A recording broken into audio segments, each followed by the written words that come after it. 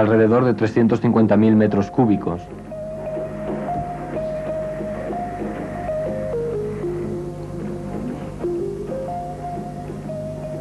La bóveda del pequeño templo tiene 3.000 metros cúbicos de cemento, con un alcance de 25 metros.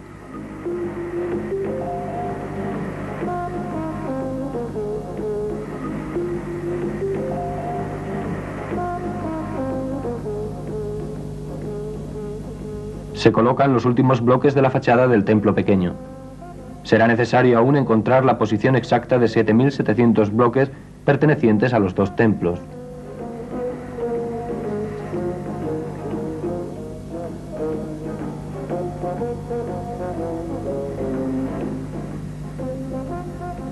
Estos son los trabajos de finalización, de restauración del gran templo.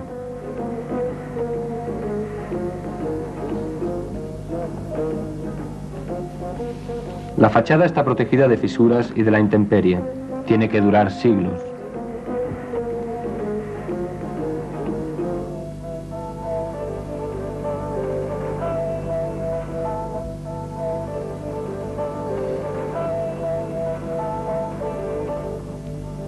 Los trazos de la sierra desaparecen. ¿Quién podrá creer que el templo ha sido completamente desmontado?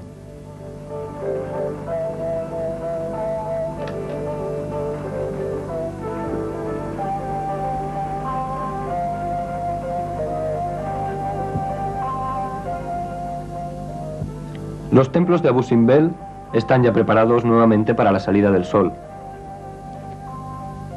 Darán testimonio a la vez del genio de la civilización antigua y de la milagrosa habilidad de las técnicas modernas.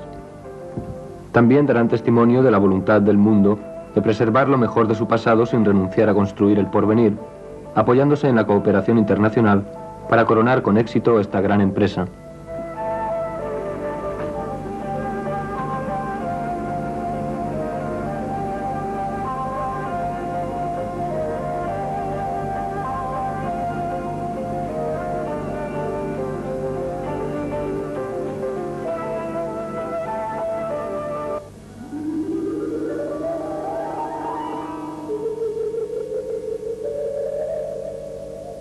Desde 1960, toda Nubia, tanto en Egipto como en Sudán, se ha transformado en un verdadero hormiguero.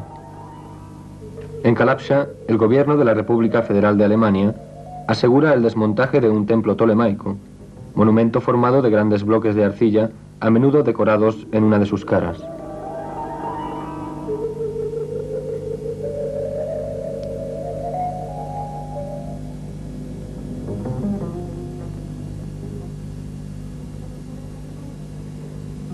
Los relieves son cuidadosamente protegidos.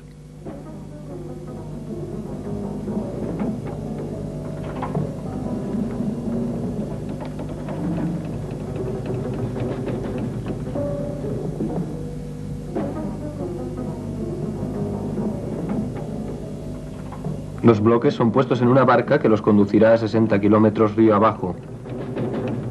Encontrarán su lugar exacto en el conjunto cuando la reconstrucción comience, no lejos de la nueva presa cerca del templo de Beit el-Wali y del pabellón de Kirtasi. También ellos transportados y reconstruidos en ese lugar.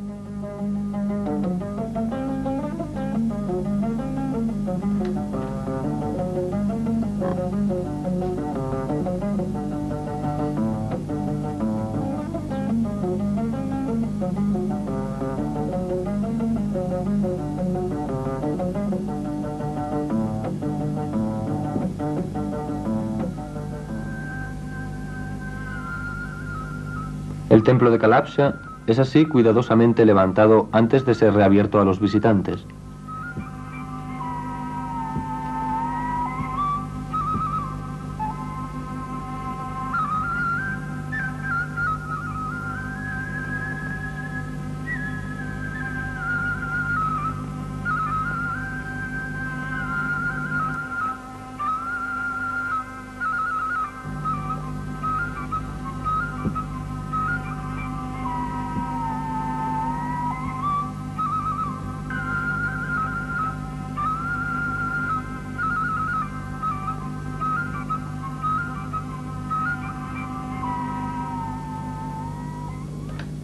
El problema de la protección de Hamada es diferente y más difícil de solucionar.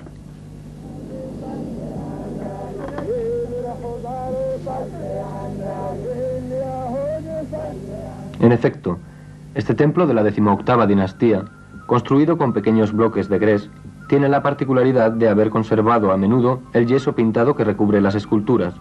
Se debe entonces encontrar la solución ideal para transportar el monumento sin destruir la capa de yeso y sus colores. Solo hay una solución, y es transportar el templo en una pieza. Francia se encarga de la empresa. Las columnas y ángulos son protegidos, y la solidez del edificio, tanto interior como exterior, se asegura gracias a unas vigas de cemento armado.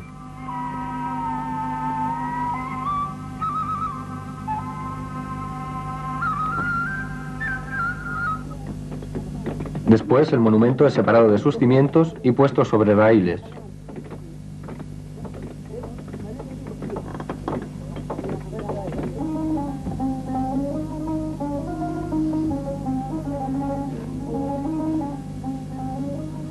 Durante unos 6 meses, el templo de Hamada, encofrado, recorre los 6 kilómetros que lo separan de su nuevo emplazamiento.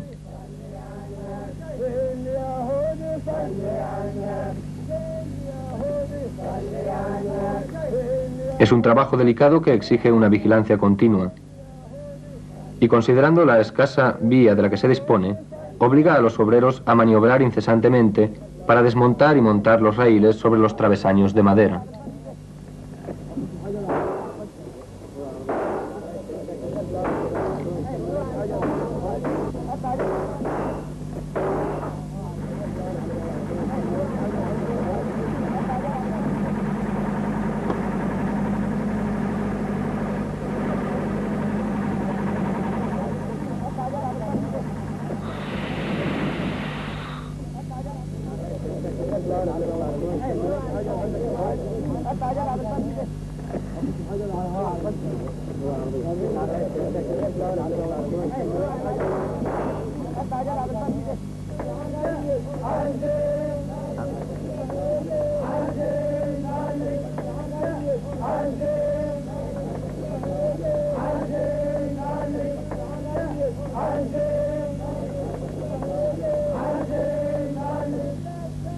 Hamada, desembarazada de su armadura y vigas, se encuentra actualmente cerca del templo de Der y de la tumba de Pnut, que fueron reconstruidas en el mismo lugar. Por su parte, el Servicio de Antigüedades egipcio se encarga de trasladar toda una serie de monumentos fuera del alcance de las aguas. Primero, el más espectacular, el templo de Ramsés II en Wadi Sebua. Una avenida de esfinges coronadas conduce al pilono, y luego a las diversas salas.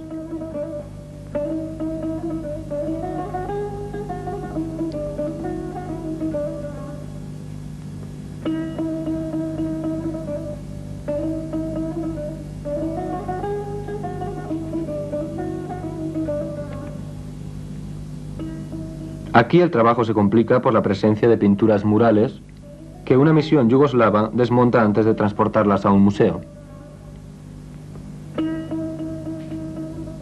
El método para cortar, desmontar, transportar y almacenar los bloques de un monumento está ahora a punto. Los del templo de Wadi Sebua se hallan aún hoy guardados antes de su próximo traslado al lugar donde los templos de Maharraka y de Dacca han sido ya transportados y reconstruidos por ingenieros y obreros egipcios. En Gerf Hussein, donde dada la carencia de medios fue necesario abandonar definitivamente a las aguas un templo de Ramsés II excavado en el acantilado arcilloso, el Servicio de Antigüedades egipcio ha utilizado la experiencia de Abu Simbel para cortar ciertos relieves característicos.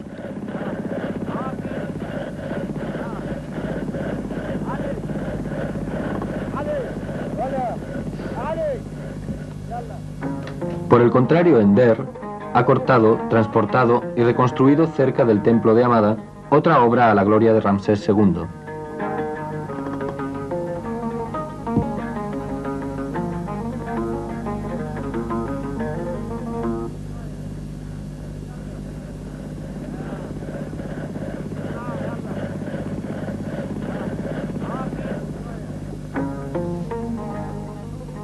En Sudán, la cooperación internacional ha desempeñado el mismo papel que en Egipto.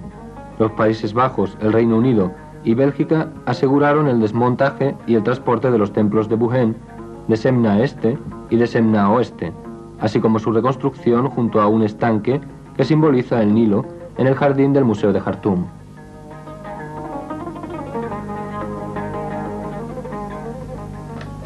Durante la estación de las lluvias se los protege con un hangar móvil, lo que permite visitarlos todo el año y admirar los bajorrelieves que datan del Imperio Medio.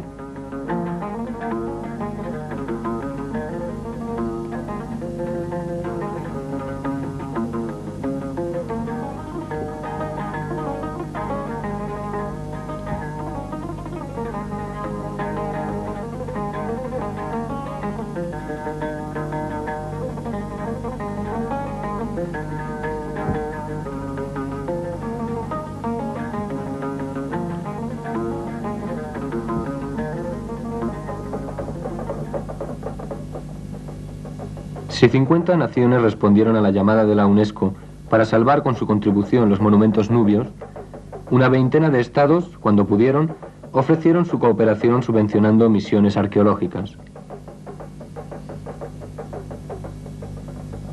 Los arqueólogos del mundo entero se encontraron codo con codo en la región amenazada para explorar los vestigios.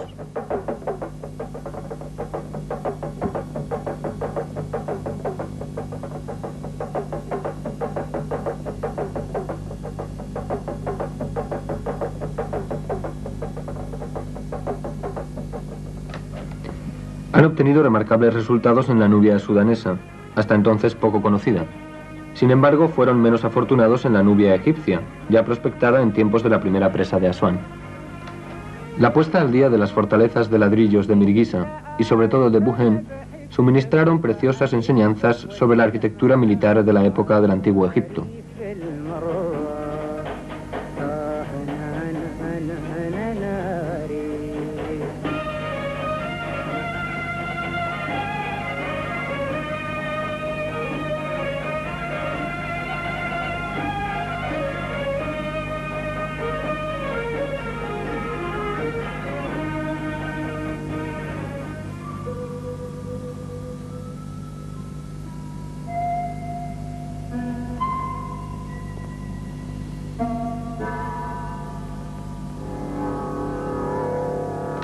Toda una serie de hallazgos actualmente expuestos en el Museo del Cairo de Jartum testimonian la importancia y originalidad de las civilizaciones que se sucedieron en Nubia desde sus orígenes hasta épocas recientes.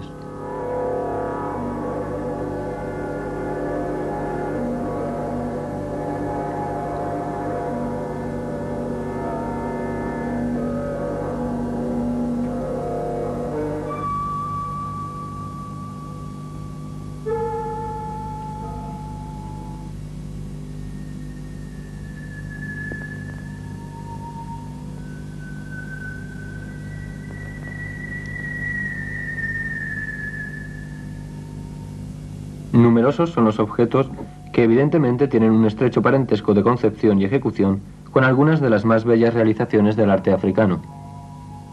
La civilización egipcia se extendió ampliamente y penetró en el corazón de África, como lo muestran diferentes vestigios encontrados en Nubia.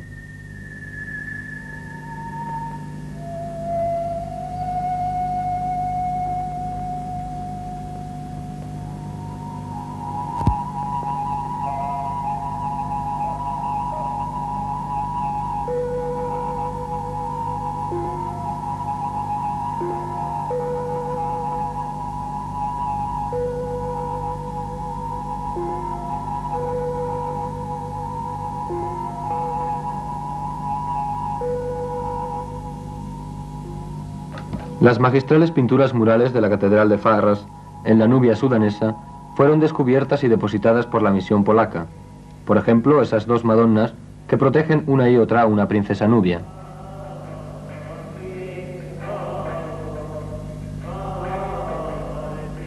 O esa santa que se la creería pintada por Rouault.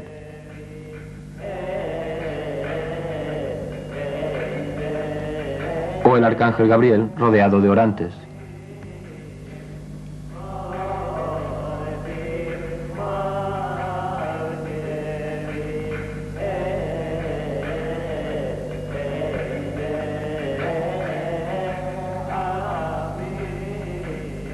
Así como Sudán donó a Polonia la mitad de las pinturas murales de Faras, igualmente Egipto mostró su gratitud hacia las naciones que lo ayudaron.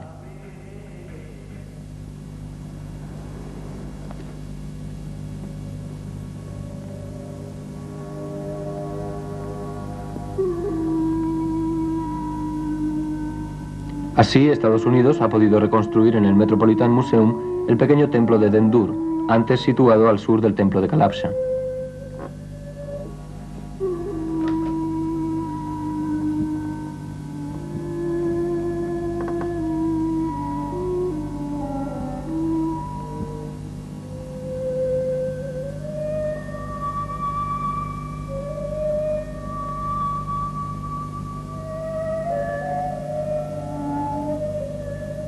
En los Países Bajos, el Museo de Leiden se honra en poseer actualmente la capilla norte de Tafer, que se elevaba a 50 kilómetros al sur de Asuán.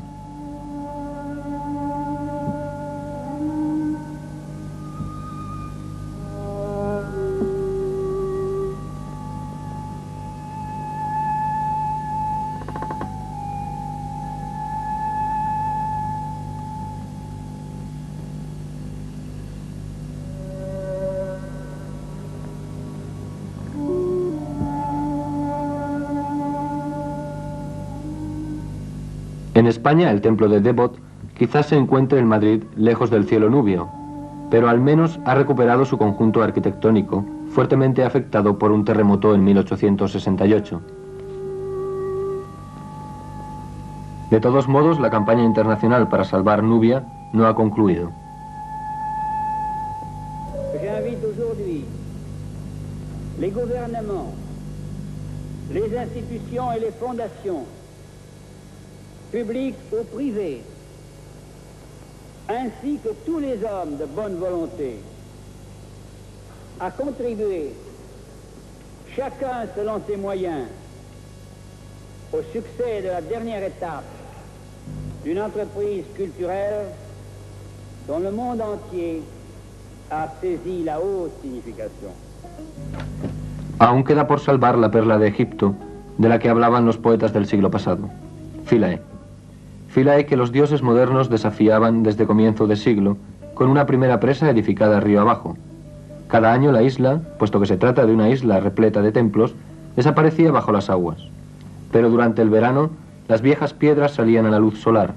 Ahora el último de los dioses del valle, la alta presa, ha dejado de engullirla. Los monumentos sufren una marea diaria a causa de la estación hidroeléctrica de la vieja presa. Entre los dioses muertos pero eternos y los nuevos dioses habrá diálogo y paz o bien incompatibilidad.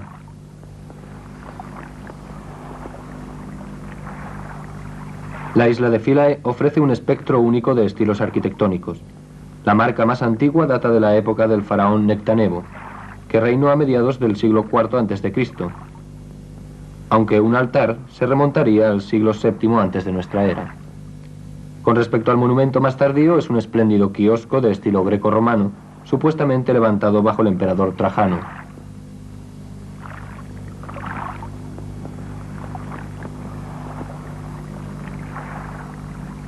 El templo de Isis fue edificado paulatinamente bajo los Ptolomeos y los emperadores romanos que le siguieron. Los bajorrelieves del elegante pilono de este templo clásico representan diversas divinidades relacionadas con la leyenda de Isis, la diosa de la fertilidad, y de su esposo Osiris, rey de la tierra. Hasta el siglo VI después de Cristo, la isla era un centro de culto a Isis. Esto era la isla de Philae cuando se iniciaron los trabajos para liberarla de su prisión líquida.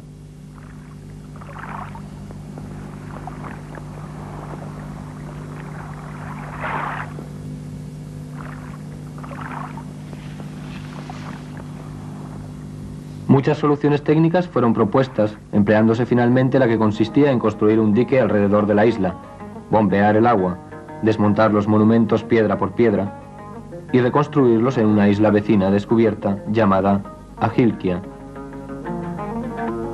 La construcción del dique comenzó en junio de 1972.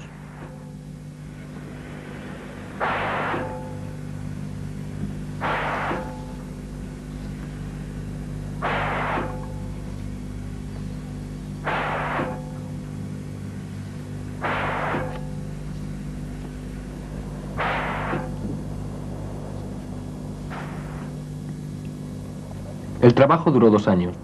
De hecho, se trataba de rodear la isla con un doble anillo de acero.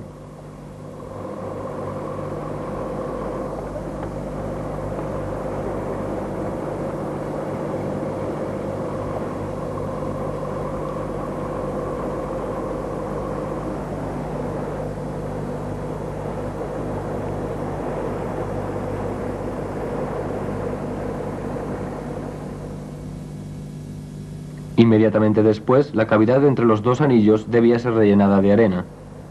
Tarea difícil, pues las canteras de arena están alejadas unos 5 kilómetros. Era necesario transportar miles de toneladas de arena por un proceso hidromecánico.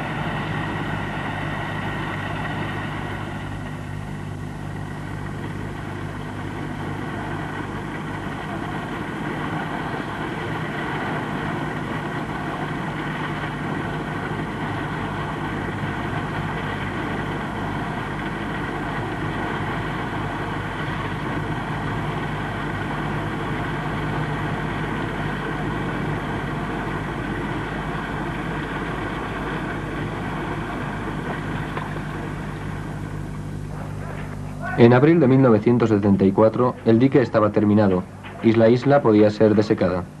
La operación de drenaje duró varios meses.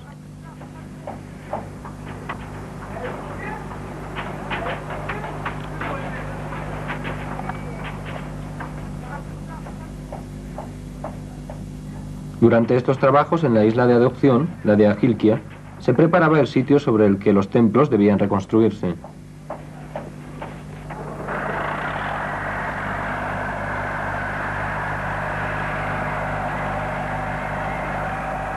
Era necesario allanar el terreno en ciertos lugares y en otros ensancharlo. Los paisajistas se afanan por darle esa apariencia de isla flotante que había hecho famosa a Philae.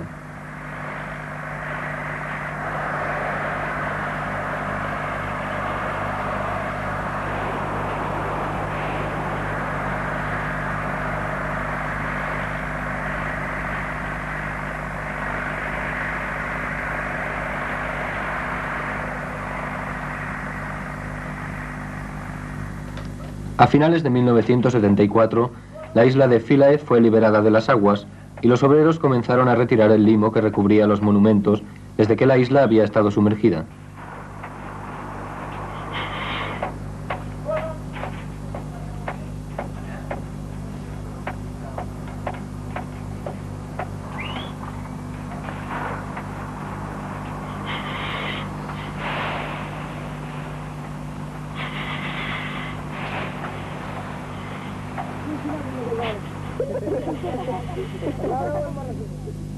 Entonces se constatan filtraciones. Son necesarios más meses para llevar la operación a buen puerto, pero seguía habiendo limo, una capa que alcanzaba los 4 metros en ciertos lugares.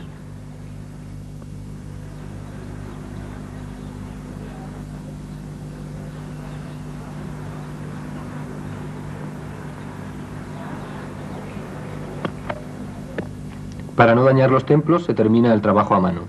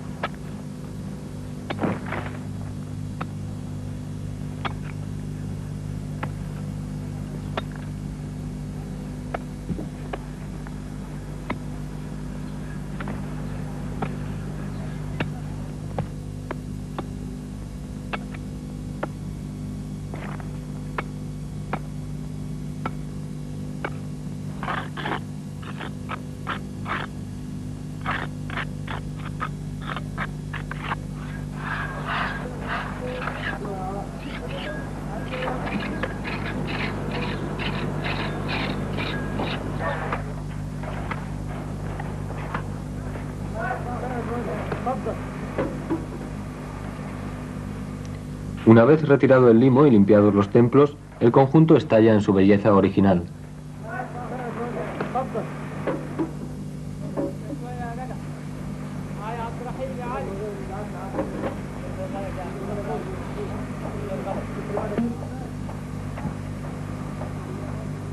A finales del siglo pasado se construyó la primera presa de Asuán y la isla de Philae fue objeto de trabajos minuciosos que completaron más tarde exámenes fotométricos.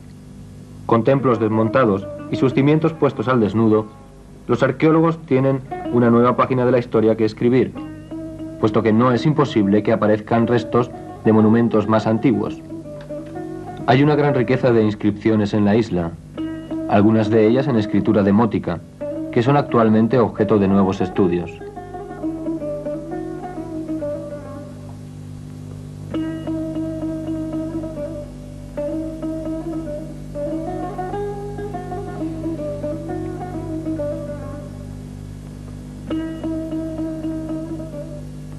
Ya los bloques de piedra están listos para viajar a Hilkia.